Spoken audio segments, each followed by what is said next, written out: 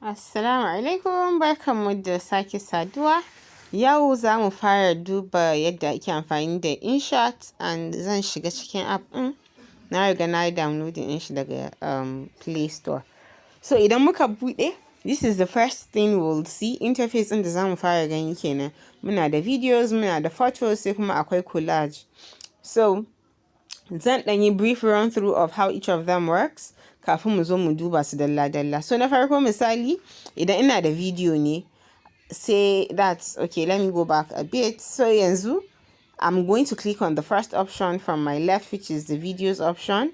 Then idan baka taɓa amfani da shi ba, you won't have any videos in here. Amma ni na yi videos da dama. So I have command drafts and abubuwan da na yi aiki a kai. So sai ka danna wannan new button ɗin that is green. Sai ya fito maka da duka videos ɗin da kake da shi a wayanka. Do you understand? So idan ina da already can ina da different mix of different shots ɗin hotuna da na riga na ɗauka. I can now select each of them, right? So zan iya selecting. I want to select several. Alright.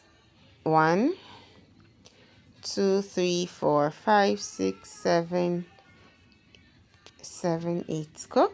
So wa'anda zan zaɓa kenan. Idan ka gama zaɓen clips ɗin da kake so, you could choose one clip or several clips. Sai ka danna wannan green button ɗin da ke ƙasa ta hannun dama. So yanzu ya shigo da shi cikin canvas ɗinka. Do you understand? So this is what I have. Gaba ɗaya